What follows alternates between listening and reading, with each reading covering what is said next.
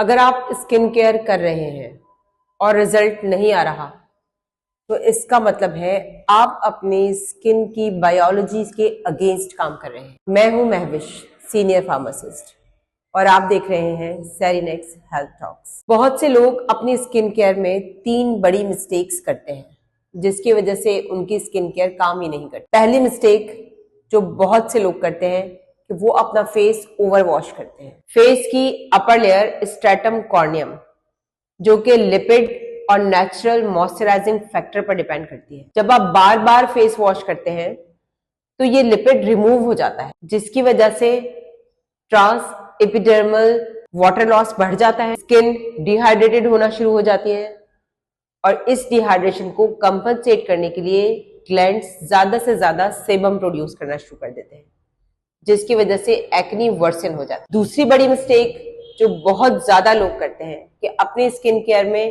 سن screen کو skip کر دیتے ہیں۔ الٹرا وائلٹ ایکسپوجر کی وجہ سے اسکن میں ٹائروسینیز انزائم ایکٹیو ہو جاتا ہے اور وہ میلانوسائٹ کو اسٹیمولیٹ کرتا ہے اور میلانن زیادہ پروڈیوس ہونا شروع ہو جاتا ہے۔ میلانن کے اس اوور پروڈکشن کی وجہ سے ڈارک سپاٹس ہماری اسکن پر نظر آنا شروع ہو جاتے ہیں۔ اس لیے سن سکرین کے بغیر کوئی بھی اسکن کیئر 0 رزلٹ دیتی ہے۔ تیسری بڑی مسٹیک جو ہم کرتے ہیں اور جو میں اپنی ویڈیوز میں بار بار بتاتی ہوں کہ اسکن ٹائپ جانے بغیر پروڈکٹ یوز کرنا۔ ہر پروڈکٹ ہر اسکن کے لیے نہیں ہوتی، اس لیے جب ہم بغیر سوچے سمجھے ایکٹیو انگریڈینٹس یوز کرتے ہیں اس کی وجہ سے اسکن بیریئر ڈیمیج ہو جاتا ہے۔